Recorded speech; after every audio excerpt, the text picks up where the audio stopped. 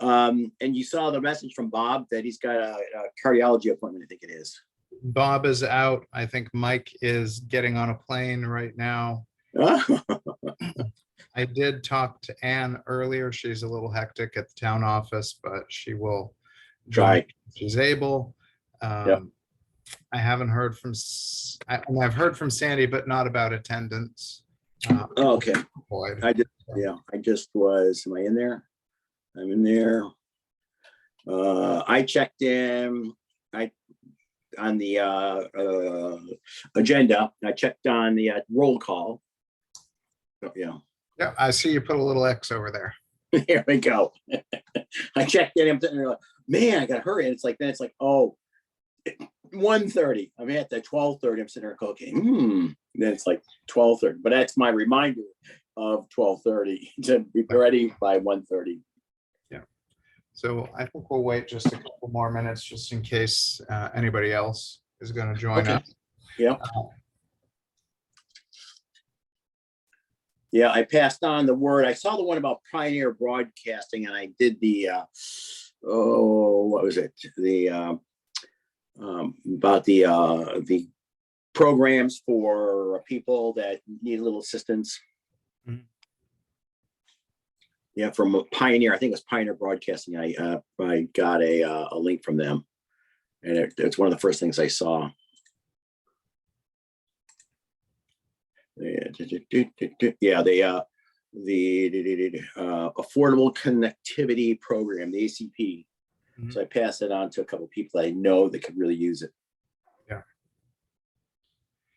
Yeah, I was hoping that Tim McAfee from Pioneer Broadband would be here today.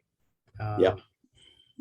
He did accept the calendar invitation, so I mean, Okay. so we'll see. We'll get started, and if he shows up, and Here we go. we can have some information. That's it. Otherwise, it looks like a pretty light crew today. Yeah. Well, not too light. Well, we'll get started. 1:32. Roll call, sort of already done. Yep. Review and approval of minutes. Given there's only 4 of us here, we'll save that till next time. Got it. And if we don't have many people here, we may not get much accomplished today anyway. So Understood. Right. So update of action steps from prior meeting. I'll just quickly give the towns that I reached out to. Was I started with Millbridge, and Lewis Pinkham was going to give the letter that I drafted to his select board. He forgot to do so. So they're going to put that on their next board meeting agenda. Steuben, I talked to Julie. She talked to the select board at their meeting. They are definitely interested. And so they're sort of waiting on next steps. My suggestion would be, and I can certainly convey this to them, that they at least form a small group of people to serve as a broadband committee so that they technically have one. Right. At least one individual of whom I think it would be nice if we plan to do a regional effort should try to attend our meetings and can work with us. Does that make sense for a structure? Yeah. Started? Yeah. Like I said, and you're trying to get, and again, the more communities you have involved with it, it's just like down with the, Waldo, Southwest Waldo County. They had all those little groups together and they got the grants because they were a larger community. Right. So I'll reach back out to her and just say, hey, let's figure out a few people. It doesn't even, I mean, it should be ideally a group of people that are actively going to work, but I think at least just to have that committee, because that seems to be sort of the lowest bar to really get some funding going. Right. Sullivan, the town manager, is sick, so their meetings have been canceled. And so that's been pushed down to the next agenda. And Sorrento, I got no response from the select board member who I had approached before. Again, their response earlier was, we're pretty well served with Spectrum. We just have really long driveways that need cable run down them. So Right. that was what they're looking at. And again, from the perspective of Sorrento, even if they don't join in right away, Right. they're pretty easy to expand to later on geographically if we needed to. They're down Route 1. They're down Route 1.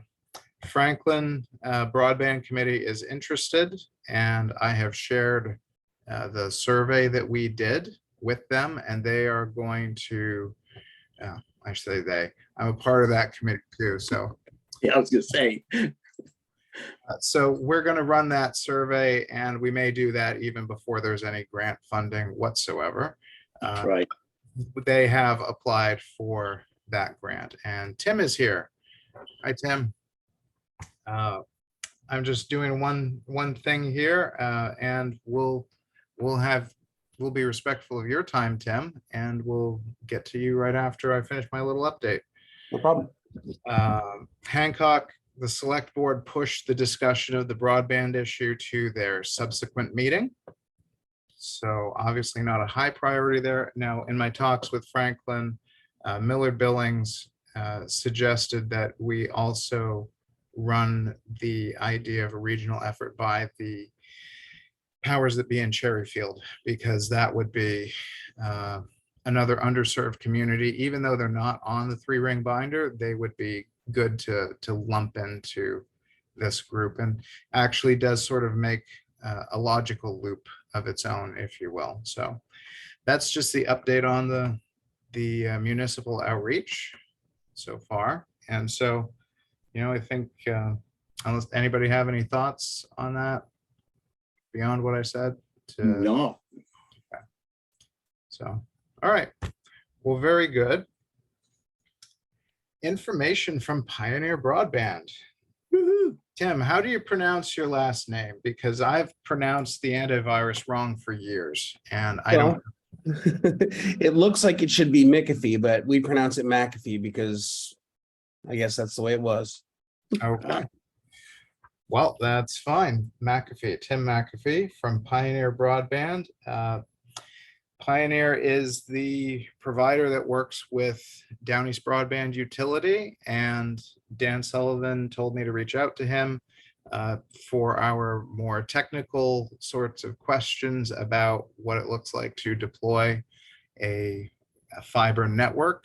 And so I didn't give him, I gave him sort of a map of our area initially, and I can probably put that on the screen if it's useful.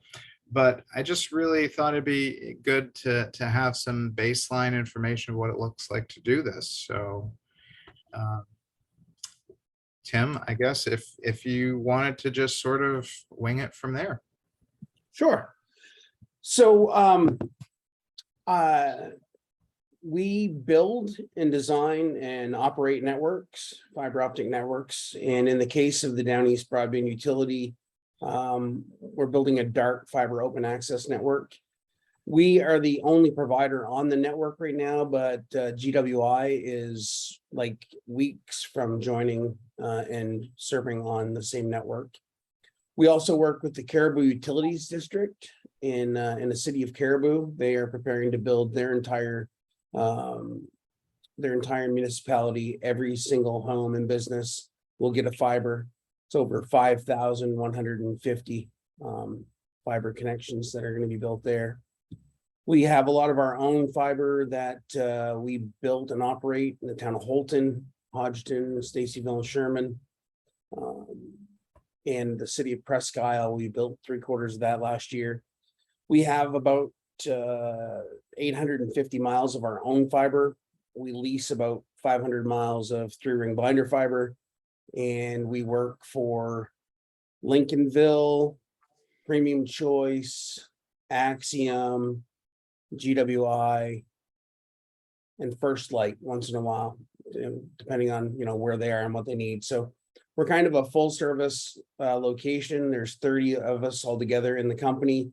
We have in-house designers, we have in-house help desk staff. We have 3 construction crews, 2 splicing crews, and a stockyard full of fiber optic cable and steel strand for a 300-mile project that we're doing for the federal government. So that's a little bit about us, and I'm interested to know a little bit more about what you guys have for plans. I'm going to make an assumption or desires. I'm going to make an assumption, and you can stop me if I'm off base, but it seems like you want to do some type of regional fiber optic network approach, whether it be dark fiber open access or a layer 2 open access. Haven't really landed on one. I think that's pretty accurate. We like the Down East broadband model. Obviously, geographically, they're quite separated from us, but there's, about a 6 or 7 town area that's pretty relatively densely located that we feel would make a good regional project. Mhm. And like I said, we like the model of having the competitive providers and the dark fiber network. And almost the entirety of this group of towns that I was talking about earlier, which goes from Hancock to basically Millbridge and Cherryfield, Mhm. including Franklin, all along Route 1 or 182 in the case of Franklin. They're all, with the exception of Cherryfield and Sorrento and Winter Harbor, they all touch on the 3-ring binder. Right. Yeah. Okay. Yeah. So we have equipment on a roadside equipment shelter in Millbridge.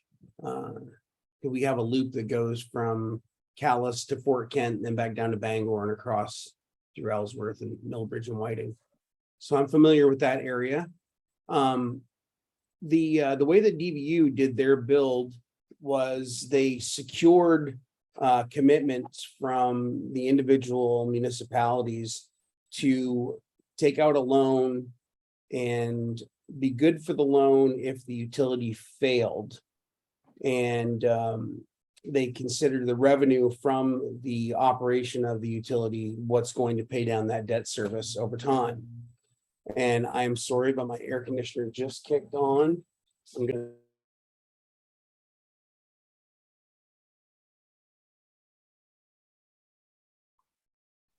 Sorry about that. I'm doing testing in a remote building and the air conditioner came on. So DBU has asked their communities to back their loan, and that the operation is going to pay for the loan, but the town would be able to do something like a bond or something that they could fall back on if the utility failed for any reason. And the towns continue to own the equipment or the physical cabling and any shelters or roadside cabinets that were installed. And it's a bit confusing because the towns own the assets, but DBU is the pole rights owner. They have all the insurance, all the rights to attach to poles. They have all the financial instruments. But it works. I mean, if you can set your pro forma up and you know that you have a take rate that's going to be significant enough to make a pro forma work about 2.5 years out of the completion of construction, you can pretty much count on being able to pay the bills if you have enough people. We look at 32% as a take rate that we fall back to as a historical figure when we're competing with another provider. When we're not competing with another provider, our take rate is upwards of 50 to 65%. And in some cases, it's even more than that. We've got a couple of communities where we've got 85% because they don't have another choice. So I recommend, looking at your pro forma from the most conservative perspective and say, around 30 or 32% take rate of all houses passed is what your end goal should be for saturation. And anything above that is gravy. If you go too high on your take rate, you're going to end up not having enough revenue to cover your bills. So you got to make sure that you are conservative enough. And if you make a plan about construction and you're talking with the bank, treat it like a construction loan where they give you some, they defer the actual payments, but you just pay the interest for the first few years to keep those costs down so you can build up some revenue. It takes time to install customers. That's the other thing.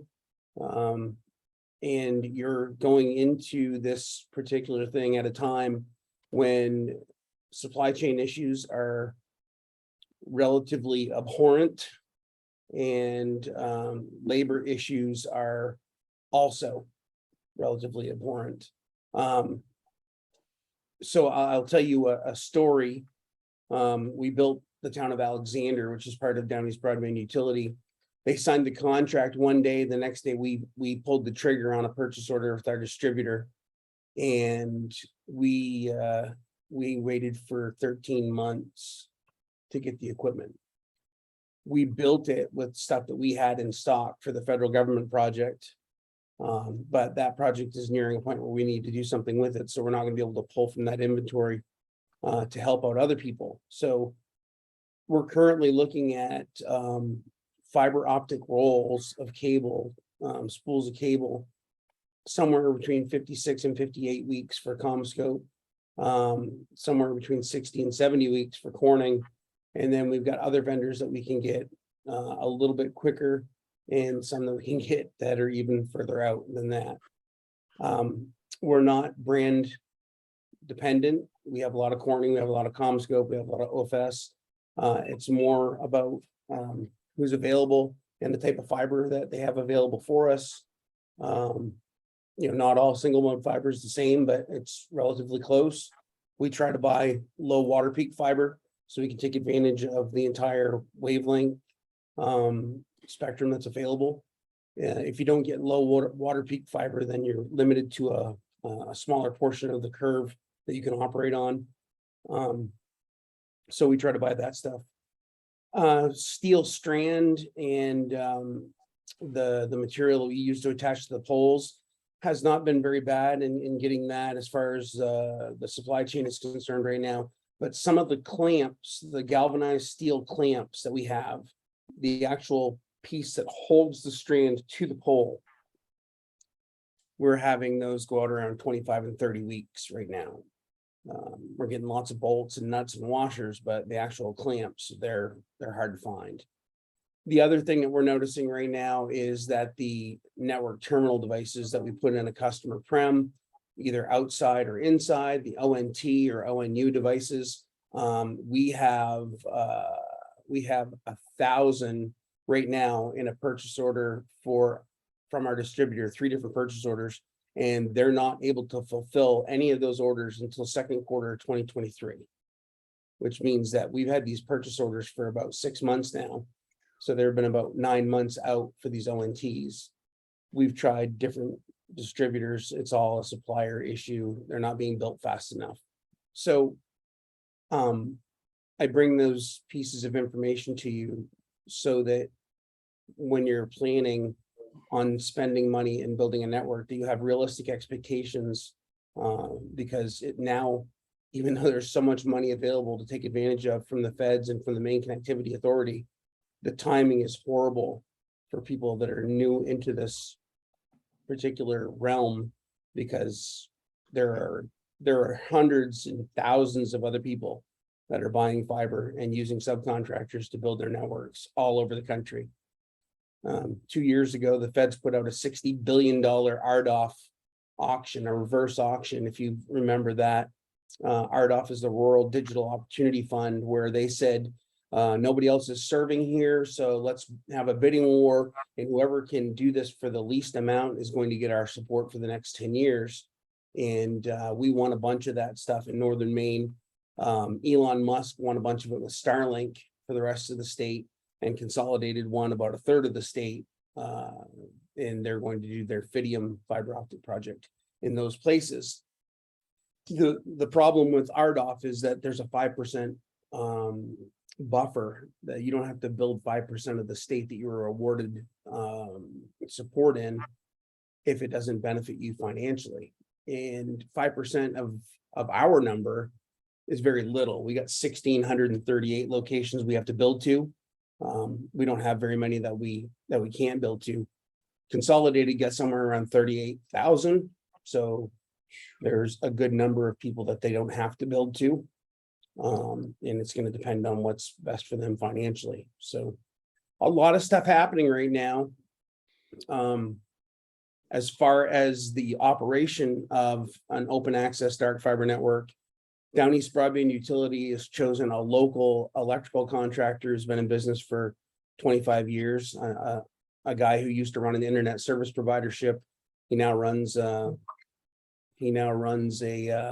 electrical shop with about 20 electricians, and he takes care of the day-to-day operations for the utility. Caribou Utilities District has chosen their operator to be a local IT shop in Caribou. And so it depends on what you're looking for, but essentially the operator is the person or the entity that does the billing to the internet service providers, makes a contract with restoration contractors for emergency restoration, does all the poll applications for new subscriber polls, and handles all the ordering process and the patch cables at the central office for all ISP orders. So that's a lot all at once. And if you've got questions, I'd be happy to answer them. But that's kind of we went all the way around the barn there. I just saw the Connect Maine Authority, the infrastructure grants for Alexander, and it only looks like 184 people as of last year. I'm wondering if has it increased significantly to make it more financially feasible? No. Alexander was right on the edge of working and not working. When we did the study, we told them there's no way you're gonna be able to do this on your own, because it's just not enough people to cover it. But they became part of the utility, and some of those costs are going to be spread throughout the utility. Okay. It was very close with their number. It was very close to working or not working, and they decided to take the chance. Without federal money, it wouldn't work at all. They had to come up on their own. There's just no way. Wow. And since we started with Alexander, our costs for material have gone up about 22%. We did a quote for Cooper last year, and within 2 months, the price had gone up 8%. And then another 4 months, the price has gone up another 7%. And we did a final, and it was 22% higher than we quoted them last year. And that's just material. Our labor rate hasn't changed. It's just material. Wow. And you haven't had any like the great resignation as far as the staffing that you have and support crew, where people are just getting, saying, nope, I'm out. No, we have a great staff. I mean, we're adding on people all the time. But the biggest thing right now is having enough people. We're a small shop, 30 people is not a lot. No. When you're talking about passing 18,000 homes, right? So we go add another few thousand, we're looking at having to have more people. The problem is that right now we're not finding people. We've been trying to hire somebody in Calais for a year now. So what we've done is we teamed up with Washington County Community College and the Fiber Broadband Association, and they have a new certification called Optic. It's a cool spin-off, an actual fiber optic technician's title. But we're going to be, Pioneer Broadband has 3 staff members that are going to be instructors at the community college, and we're offering 6 out of the 10 students an apprenticeship for a year to come work with us, a paid apprenticeship if they complete the course. So we're gonna pick 6 of those 10 students and bring them into the fold and give them a job for a year. And if they want it, they're gonna be able to continue working with us. That's kind of an act of desperation because we're not getting people that are willing to work right off the street. It's just not happening. Yeah, I understand that. I used to do fiber, so I worked in IT, so I used to do fiber, and it's an art. It's what it is. And it's much easier today to do fiber optic work. I mean, the tools that we've got compared to pucking and polishing and all that stuff back in the day, but Yeah. we're also dealing with a lot more fibers. I have a technician that just did a 1,728 count fiber cable in Presque Isle. He butt spliced 1,728 fibers together in a closure.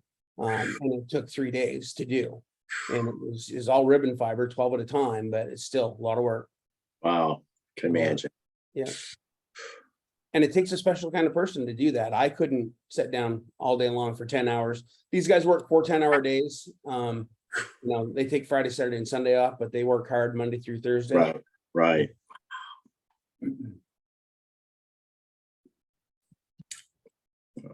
Anyone else questions?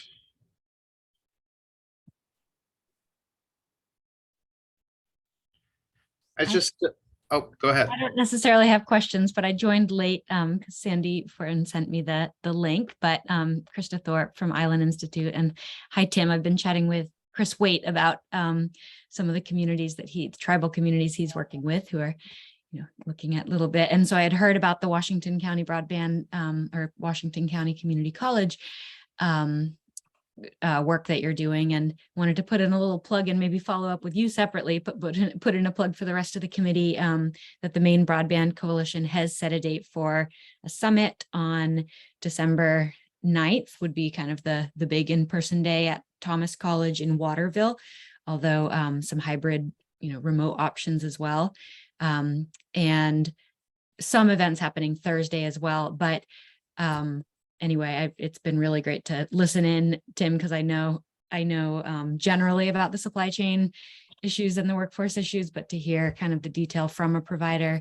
And I think that anyway, we'd be very interested, the MBC, in having you all, the community college and maybe Pioneer, do a session or be on a panel related to your model, because I think all across the state similar models need to be happening as far as getting the workforce into this stuff. So just hi. I had a couple questions just about the logistics of the fiber network. We're a broad geographic area, and obviously a lot of towns follow along the 3-ring binder, but there's a lot of towns that have some very long roads that come off of Route 1, basically. So what's the sort of topology and the way you lay out a network, just generally speaking, that you would say is the most robust and best way to serve an area? Okay, so we are of the mindset, and the philosophy at Pioneer is that every home should have an individual fiber back to either a hut or a central office for a couple of reasons. Yes, we can split fibers all day long, and that's we're going to do that eventually at an FDH or at a central office.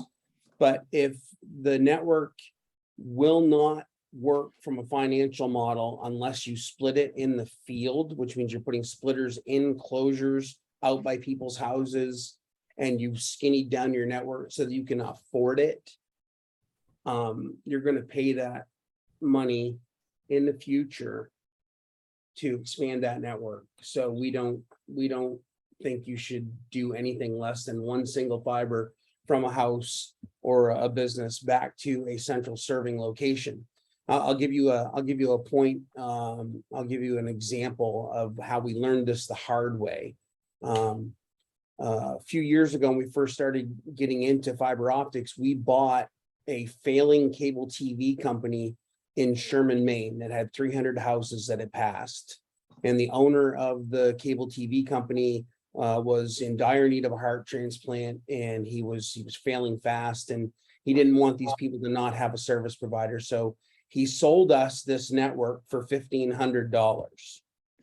And it was kind of a sight unseen thing for us. And then we saw the site, and it was a ratty old building with a bunch of copper cables and a lot of leakage points and places that broke when the temperature changed. And we've said, no, we're just going to build this whole thing with fiber. And we built a whole new fiber network, ripped out all the copper, changed everything from analog to digital, and provided telephone, TV, and internet service over that network. In order to make it affordable, I split everything in the field. Well, when we're doing television, it requires more signal than the data plant does. And when you're planning those types of services with splits in the field, and you have to put in an amplifier, the amplifier costs $1,000. So we'd get a customer that wanted television service on one road in the western portion of town, and their splitter wasn't fed by an amplifier. We had to buy an amplifier for that one customer. And we realized what we had done over time. We had a rack full of amplifiers and tens of thousands of dollars spent in providing television service. And we would have been better off to spend the $25,000 extra, not to split the fiber in the field. So, you know, there's other technologies that are coming down the pike for fiber optics, and they'll require splitting and they'll require extra fibers. I just don't think that splitting in the field is a way to save money. Splitting in the field is a way to challenge your IT staff and to challenge your long-term operational forecasting of expenses. At least with a single run to every home, you can better forecast what you can do with the network. And if you get really desperate, you can split down at a local house or something for, you know, a mother-in-law apartment or something if you really need to. But, you know, splitting in the field is a dangerous game for future technologies, and we like to not do that. So we usually lay out a star or a ring, depending upon the geography of the network. In Holton, we built a ring of 864 count fiber all the way around the center of the town of Holton, because we had streets that kind of lined up with that geographically. And so we brought both ends of the 864 cable back into the central office, and we can serve off both sides of that. So we essentially had 1,728 fibers out there because we only served on one side or the other. Other places, we just go straight through the middle of town with a backbone and go to a central office location, roughly in the middle of the serving location if possible. And if we get out past, we try to be conservative. If we get out past, 18 kilometers or so, we're going to put in a hut, an FDH. Even though GPON will do 30 kilometers with a full 1x32 split, once you get out past 20 kilometers, you start to see the need for more power at the ends of longer runs. Even though they're rated for 30 kilometers, it still starts to bleed off pretty quick once you get out there. So we say about 18 kilometers, and then you have to put in an FDH or something where you can either repeat the signal or you can, regenerate the signal on those particular fibers. So we lay it out with, we try to stay as close to the 3-ring binder as possible for the ability for ISPs to get back to the mothership, if you will. As far as the distribution in a town, we try to put a central office location in the middle of the community. I'm setting in one of these little places now. This is a small one. It's a 10 by 10 in the town of Indian Township. They have 300 households here. This 10-foot by 10-foot precast concrete shelter has all the wiring and stuff for a 200 amp service. It's got entry boots for cables that are weatherproof and is all wired up for cabling and whatnot. So we usually do a 10 by 20 or a 10 by or 11 by 20, depending on what's available. We buy these used, and we put one in for the central office, and we put one in for the co-location facility for the providers. And, you know, depending upon the number of homes you have passed is gonna depend on how big a building you need. But these are fireproof and waterproof and all that. Okay, and so you would put one of those in each town ideally? I would say, you know, if you're gonna do a regional approach, then the network would have to be planned to not exceed 18 kilometers or so before you had to put another building. But roughly what we've been doing with every place in DVU is putting a central office in every town. Okay. But there may be ways to get by that cost. It's fairly expensive. These buildings aren't cheap. Even used, they're $30,000, but brand new, they're like $100,000. Mhm. And these ones that we get come from cell phone carriers that have to upgrade them over time. Like this building's like 15 years old. And that's, of course, 18 kilometers in either direction. So- Correct, from the central office to the last point on the network. Yep. And that's fiber, obviously not not as the crow flies. Right, that is the actual fiber route that is taken. Yep. Okay. And like I said, you can get out 30 kilometers with GPON, but once you start getting out past 20, it becomes you know, everything has to be very, very tight. I mean, all of your connections and all of your closures and everything have to be right at top notch, like what long distance, long haul carriers are doing. When you've got a bunch of people that are plugging in things and unplugging things on an open access network, you have to design a little bit more conservatively. So that's why we say that. And there's no need for any sort of, I mean, the COs all operate independently of each other. So they're just different segments of the network. There's no communication that has to happen there because they just tie directly into the 3-ring binder. Or in the case of DVU, the individual towns will rent fiber to each other so that the providers can get back to the 3-ring binder through them. So for example, 3-ring binder is in Baileyville, but Alexander is on the other side of Baileyville, and then Cooper and Alexander buy through Baileyville to get back to the 3-ring binder. So since they all have fiber, they have extra fibers in there they can sell and lease to one another for that. Right. Okay. Anyone else? I think that's a good overview, and I would say if anybody else comes up with any further questions, I see a raised hand. Andy. Yeah, I just had a question with regards to, you said 300 customers. What's the impact when you have school district or institute that's pulling more need for the connectivity? I didn't know how that would impact the whole process. Well, and to answer your question, it'd be really nice if we could have that kind of impact on a school, but with E-rate being what it is and these school districts buying services through E-rate, it doesn't matter what I can provide them because they never pick the fiber optic provider that has a $100 package. They want to pay somebody $1,000 a month for something. So we pass lots of schools, but it doesn't matter. The anchor institution of the past days of grant writing is really kind of a moot point. We've been to plenty of schools and said, here, this is what we got. And like, now we have an E-rate contract and we don't have to pay for it at all.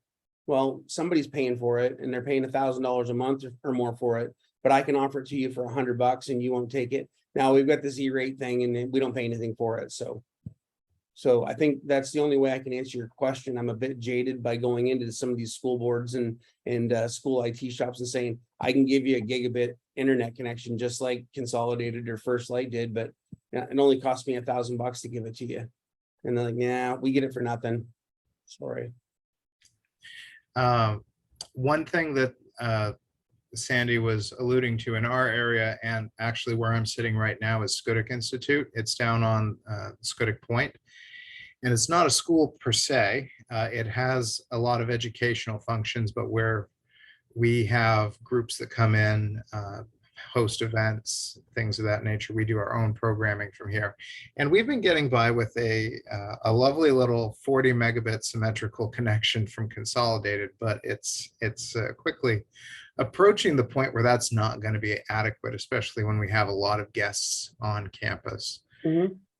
And so I think in our case, I know DBU did the 100 megabit, or at least that's what they've advertised a lot.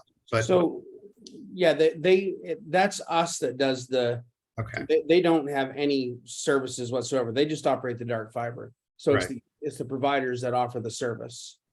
so you do offer different tiers, and that's carried over that network already. Yeah, yeah. So our pricing is the same no matter where we are, whether it's on DBU or our own network. We offer a $59.95 package for 100 meg over 100 meg. Our gigabit pricing right now is at $179.95, but that's going to come down to sub $100 in 2023. All of our gigabit pricing is going to be in the $90 price range. So we can offer a lot. We got 10 gig service available in Presque Isle and Holton. We'll have 10 gig service available in Calais and Bangor. We have a Bangor market where we co-locate with some people that we can hand off 10 gigabits to and from. So Mhm. we have lots of offerings. And I think that would be important for us, not just for future, but obviously if you have a home, you're probably pretty well served with 100 meg. But depending on what you do for business, Yeah. you might need more. There's a it's a social club, I guess. It's called the Spednick Club in Baileyville. And on Friday and Saturday nights, they go in there and they're playing cards and there's music and there's a bar. And they have digital cash registers and some gaming machines and some other stuff and a bunch of TVs that are streaming all around the thing. They started with a 100 meg connection and realized on a Friday night with everybody popping in there on their Wi-Fi and using the streaming, they didn't have enough. They ended up with a 500 megabit per second connection and they're completely happy with that and it's affordable. They can for less than $150, they can get 500 megabits per second and Yeah. use it all day long. Our commercial pricing is the same as our residential pricing for that. It's bandwidth. I don't care if you're using it to make money or if you're using it to watch Netflix. It's the same thing to me. As long as you're paying your bill, it helps me pay mine. Yeah, and I know you mentioned this earlier. You, at least in that scenario where you bought that small network and redid it. So phone, TV, and internet. Now, is that something that is unique to that scenario, or are those services available broadly when you provide service? So the answer to your question is yes and no. Up until recently, we've been putting cable TV into places where we go and serve, but cable TV is a rapidly decaying industry. It is rapidly becoming too expensive to be involved in. Our prices get renegotiated with local broadcasters every 3 years. Every single year, the satellite broadcasters raise their price. Last year, I had to do a $25 price increase just to catch up and make $2 a customer on cable TV because the prices rose so much. For example, Nessun costs me $13 a month to give you on your cable TV package, and you have to have it even if you don't want it. It has to be in the basic package as per their agreement. ESPN costs $7 on its own. That's only 2 channels, and that's $20 worth of cost out of 75 or 80 channels of HD. It's rapidly becoming too hard to deal with. The local broadcasters, the stuff that you can get free over the air, are charging me $4.50 per station. So $4.50 for the NBC, the ABC, the Fox, and the CBS. And then they really highly value their WC or CW and their little offshoots like Decades and all those crappy little channels. They cost $1 a piece a month. So they just start to add up so much. So that's the long answer. The short answer is we no longer offer cable TV in new markets, but we offer a robust enough service that you can stream whatever you want. Right. We highly recommend YouTube TV and Fubo. If you like sports, Fubo is a great package. If you like everything else, YouTube TV is a great thing. Sling TV is a good option. Then you get all your standard Hulu, Disney, CBS, HBO. You can do whatever you want. And that's going to be cheaper for you in the long run, because I can't sell HBO for $15 a month. It costs me $17 a month, but you can go get HBO Now or HBO Go on your phone or on your TV for $15. So Right. And I think more importantly, I was thinking about phone service. we have phone everywhere. Yep. So, and like you said, anybody who wants this and wants something like television, they can stream to their heart's content. Yeah. Okay, well, phone and internet are certainly what I would be mostly concerned about, because I know that the landline is also a dying breed, but there are a lot of people in this area that still use a landline, myself included. Mhm. I am a recalcitrant landline user. So, I was surprised at the amount of people that have landlines, and every year when I do my budgeting, I budget for the decrease in revenue for landlines, but every year for the last 7 years has increased. mhm, So people are still using it. yeah. All right.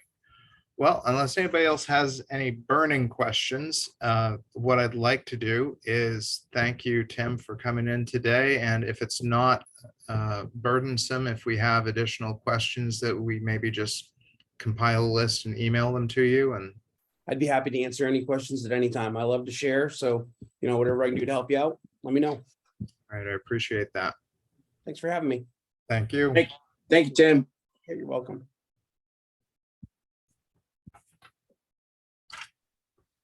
Okay. See, everybody showed up. Woohoo. And we lost one, but that's okay. Gouldsboro report. I don't know that there's much to report in Gouldsboro, aside from the fact that Anne had told me today that she is not going to be with the town office much longer. So so I did encourage her, if we do get a regional project with Millbridge involved, she is a resident of Millbridge, she could continue True. working with us that way, certainly. Oh, Winter Harbor, our survey was at long last approved by the Winter Harbor Select Board. And I talked to Kathy today, and she says that the surveys will be hitting the mail in the next couple of days. She just has to print it and take it to the post office. And while I don't know that it's going to give us much information that we don't already have from the comp plan, it will also, I think it'll be good to have apples to apples with our survey data for Gouldsboro. And of course, as Franklin comes along, we'll be able, if we use the same survey in multiple towns, it'll be, I think, useful to have that direct comparison. Survey data updates, nothing new. RFI distribution, it hasn't been sent out. I haven't heard anything from Bob, so I'm guessing. Krista, I don't know if I don't think you were the person who had the contact information for the area internet providers, or were you? I have contact info if you are missing any. I can probably any specifically, but I can't remember whether I specifically looked up providers in your area or not. Have you met with Consolidated Fidium yet? We haven't met with anybody, and really it's I think the only two that are really worth directly approaching are Spectrum and Consolidated, because I can't think of anybody else in the area who's going to even have a hope to meet the requirements of our RFI. So just wanted, maybe if we can get a contact for them to be able to convey it. Absolutely. I'll just make a note here. It'll be Simon Thorne from CCI, but I'll just I'll send Sandy sent me the committee invite for this meeting, I think. So if I just reply all, I'll get you, or you could drop your email in the chat, whatever makes sense. But I'll I do can make that. sure you get those. And then Spectrum, it would be probably Melinda Kinney. And I know that at one point, maybe somebody connected to this region or committee had spoken with Mark Ouellette from Axiom. But that would be another company. I mean, really, companies are kind of popping up, new fiber providers, especially that, that especially are open to unique public-private partnerships. I've heard of some new ones recently, but I know Axiom has been, they're very present down east as well as on the unbridged islands. And so, I mean, our goal is a terrestrial based thing. Yep. So if there are ISPs that are in the area Yep. that can do a terrestrial model, then there's no reason not to include them, I would say. great. I put Yeah, my email address in there, so. Perfect. Thank you. And sorry, what's your first name? Because I hadn't Roy. met you yet. Yeah, Roy. Oh, Roy Gott. Okay. Because you show up as Schoodic Institute. So Yeah. probably good. Yes, I'll send those to you. Okay. A few to get you started. I appreciate that. I saw your question in chat, Sandy, and I'm gonna talk about that under other business. Nothing new for communications plans, so maybe we'll take some notes out of today's meeting and just send something to the 2 town offices if possible. Other business, EMDC letter of support. Did people get a chance to look at that request from Tom Noonan?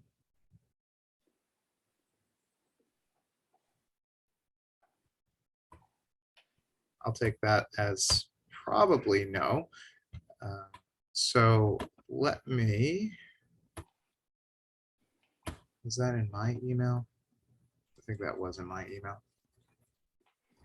It's a problem with having too many email accounts.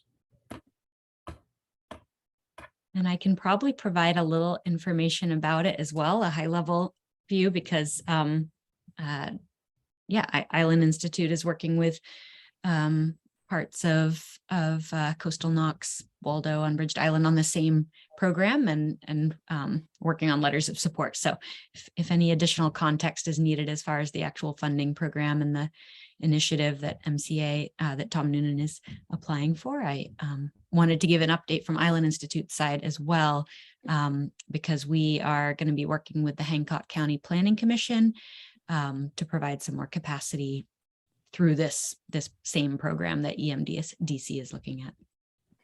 Yeah, and I think the long and short of it, it looks like EMDC was applying for the same grant that I think the window is closing the end of this month, and they were looking for a letter of support to make a case for their application, which certainly I would support that.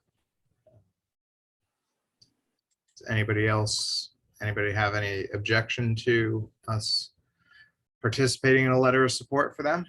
Nope. I'm 100% supportive of that. I just didn't know if we needed information from the towns. Yeah, and I'm not sure, and maybe Krista, you might have an idea. I feel like it might be possible for us to put in a letter of support as the broadband committee, that represents both Gouldsboro and Winter Harbor. Does that seem like it would make sense since there is a broadband committee for both towns? Yeah, what you would do, Island Institute had provided a template to some of the communities and organizations we were soliciting letters of support from as well, and recommend just having the logo. So if each town has a town logo, I mean, then you would have to approve it probably through the towns, make sure it's okay to use the town logos. But MC, Maine Connectivity Authority, kind of wants to see it on letterhead with some officiality so that it's not just completely like a little, yeah, to show that you have a connection to the communities. So we were. Would it be better if it was each town doing it? I think a combined one would actually be better, because each organization can only upload 5 letters of support total for their application. So it's nice to combine them where possible. And do you know, was EMDC clear about which towns they were looking to support through this, or which region? You know what? I'm gonna have to get my tablet because Gmail is being a brat right now. So let me just see. But Sandy, you were in that chain. Can you speak to it? If you know? Yeah, I didn't see any clarification on specific towns that he was talking about. I know they had just reached out to us, and Krista, I'm not sure if you know, so our comprehensive planning, Goldsboro is using Hancock County Planning Commission, and Winter Harbor is using Eastern Maine Development Corp. So it came out of a conversation when we were doing comp planning that, Yeah. oh yeah, somebody from Eastern Maine Development Corp would be happy to help you. So we went to that because, as you know, there was so much changeover with Hancock County. Yeah. So speaking to that though, Tom just sent me the link and said, could you get the MOU for this? Excuse me, they're just looking for a letter of support. And I just know we don't have a letterhead for our broadband committee. And given the short time frame, technically in the past, we've gone through the select board, et cetera, to get some sort of letter of commitment. Like Krista, that's how we got you involved with Rhiannon. Yep. Right. We went through the whole process. So it's a process that usually takes 2 to 4 weeks. Yeah. So I would recommend that we put through a letter of commitment from the committee, and hopefully that will fly. At this point, we don't have a letterhead specifically. So do you have some recommendation on that? I think that's fine. I mean, I think they understand that, yeah, that committees don't necessarily have all that fancy stuff. So I'd go ahead and just have your, Schoodic Peninsula Broadband Committee, or at least the Winter Harbor Goldsboro Joint Committee as the sender, just in kind of your typical, and it's being sent to Maine Connectivity Authority is the kind of the addressee.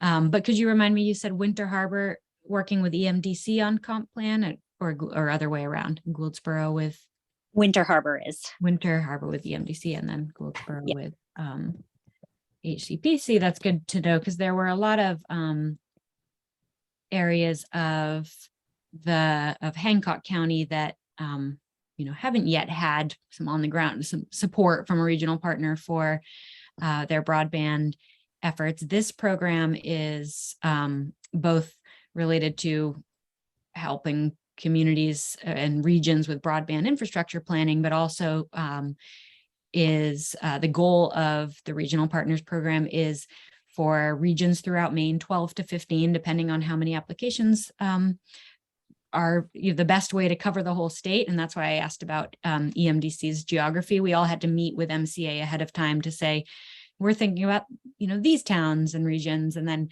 if Maggie was seeing overlap, she would say, well, you organizations talk to each other and figure out who's supporting who. But because of some of the just missing capacity and support in Hancock, as they're looking to hire new capacity, Island Institute is going to be having a staff person work more on the ground in Hancock County through this program, and specifically alongside the Planning Commission to be able to build capacity there so that they might be able to hire someone more full-time next year to, we are all doing broadband infrastructure planning now, but based on the federal funding in the pike, there's years of opportunity and planning and implementation ahead of us, especially when it comes to opportunities for Schoodic Institute, anchor institutions, organizations that are really critical to the broader benefits of broadband, education, telehealth, workforce development, et cetera. So that this is kind of yeah, the goal of this program is for these different partner organizations to lead a coalition to write a regional digital inclusion plan. These regional plans funnel up to the state plan that gets submitted a year from now to the federal government to try to bring more funds to Maine, both for broadband deployment and for digital inclusion initiatives. So just as a maybe too much information, but the bigger picture.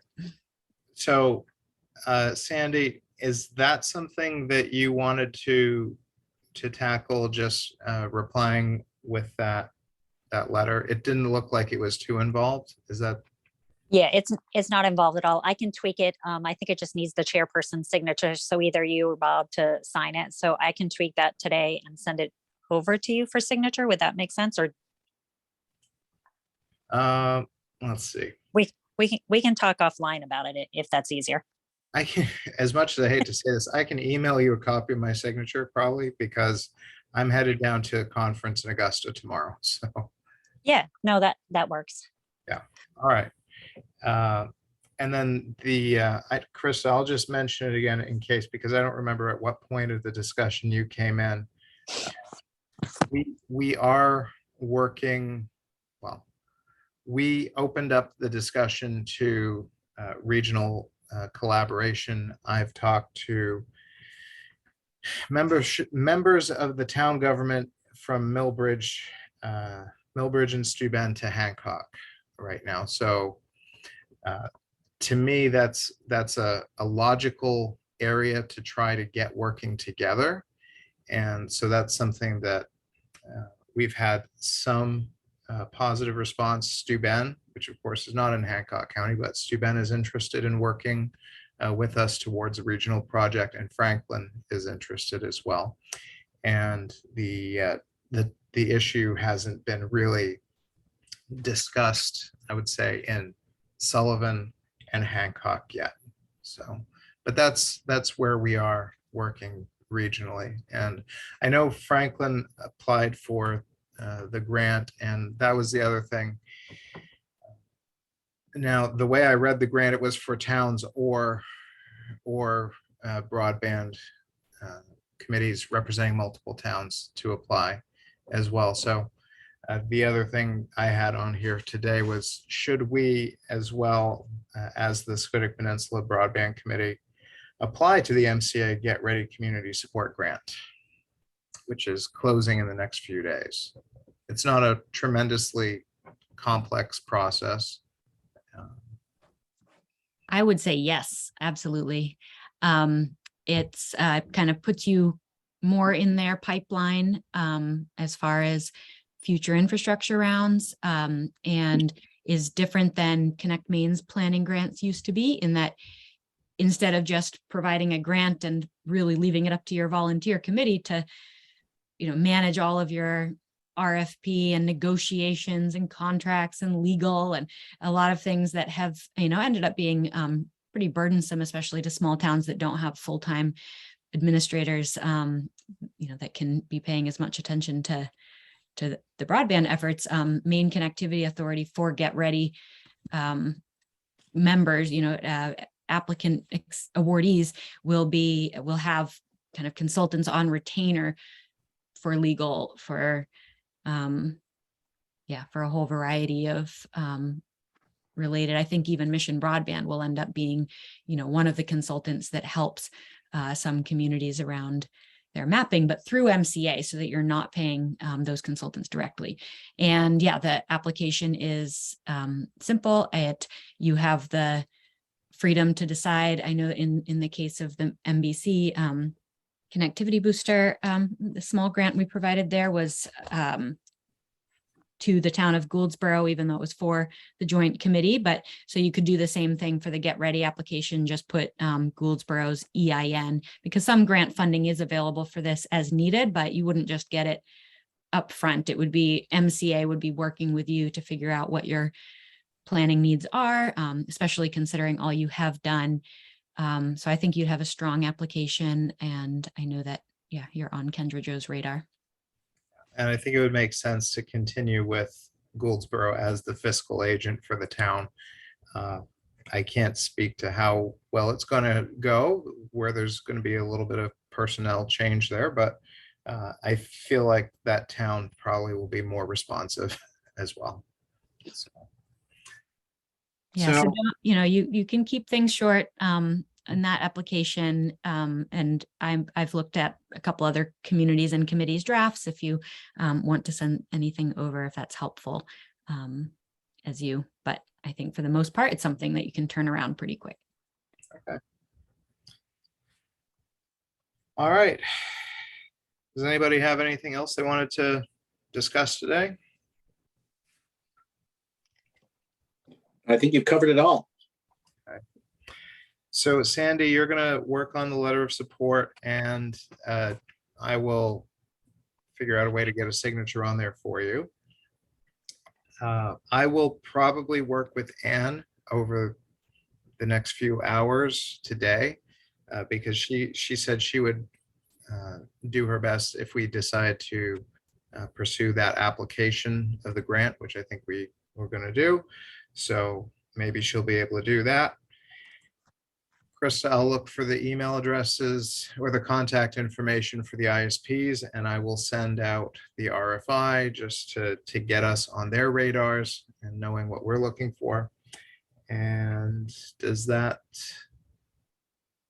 anybody else think of any action steps for next meeting? No, but as far as your signature, you could probably use Dropbox. One of the new features they just have is called the Dropbox sign. Used to be called Hello sign, so you could probably do that. We'll figure it out one way or the other. And next meeting I have is Tuesday, November 22nd. Will you be here or will you be down being elected? I don't, well, that really depends on the voters of House District 12. There we But go. I doubt that it's going to be something where I'm going to be down there at that particular date. Though there's a list of dates and times that I'm sure I'll have to be down there.